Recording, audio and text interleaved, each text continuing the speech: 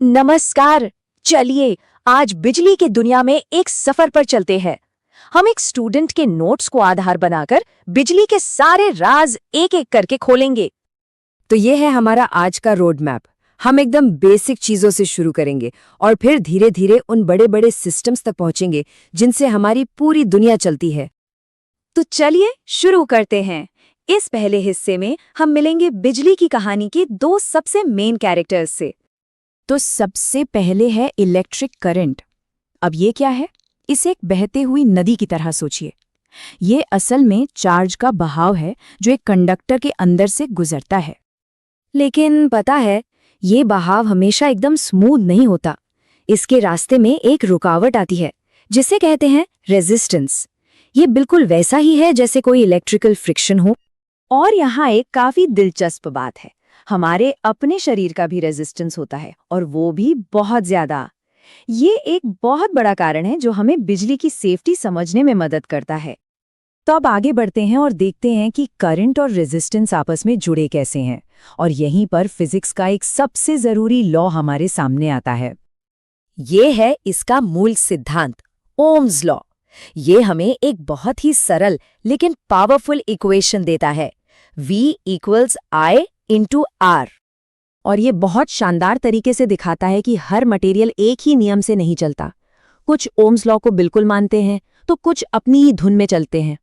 Resistance का ठीक उल्टा होता है कंडक्टेंस। सीधी सी बात है, ये बताता है कि कोई मटेरियल कितनी आसानी से करंट को पास होने देता है। तो अब जब हमारे पास ये लॉ है, चलिए ये समझते हैं कि किसी तार की बनावट और उसे जोड़ने के तरीके से रेजिस्टेंस कैसे बदल सकता है। रेजिस्टिविटी किसी भी मटेरियल की एक फंडामेंटल प्रॉपर्टी है।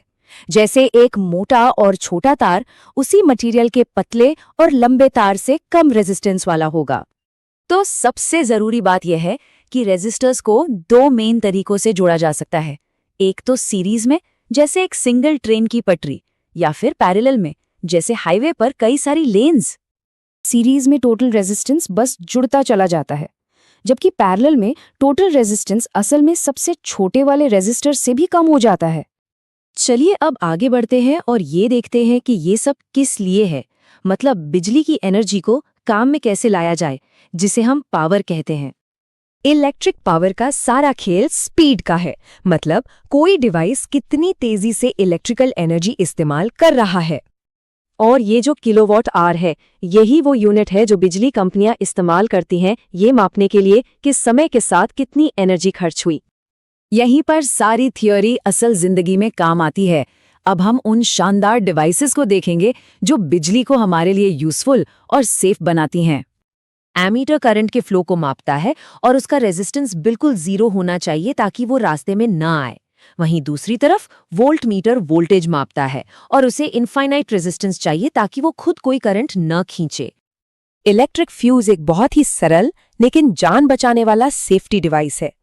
इसे इसलिए बनाया गया है कि अगर करंट खतरनाक लेवल तक बढ़ जाए तो ये पिघलकर सर्किट को तोड़ दे।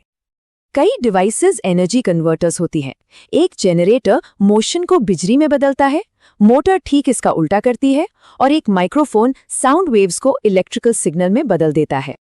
वोल्टेज लेवल को बदलने के लिए ट्रांसफार्मर बहुत जरूरी है, जबकि रेक्टिफायर का काम करंट की नेचर को ही एसी से डीसी में बदलना है। और आखिर में चलिए देखते हैं कि ये सारे कॉन्सेप्ट्स मिलकर वो विशाल सिस्टम कैसे बनाते हैं जो हमारे घरों तक पावर पहुंचाता है। बिजली एक पावर प्लांट से शुरू होती है, फिर ट्रांसफार्मर उसे बहुत ज्यादा हाई वोल्टेज पर स्टेप अप कर देते हैं और फिर उसे पूरे देश में भेजा जाता है। ऐसा करने से रास्ते में एनर्जी लॉस बहुत कम हो जाता है। तो मतलब की बात यह है कि सदियों पुराने ये सिद्धांत आज पहले से कहीं ज्यादा जरूरी हैं, और ये हमें सोचने पर मजबूर करता है कि आगे आने वाली टेक्नोलॉजी को ये कैसे पावर देंगे।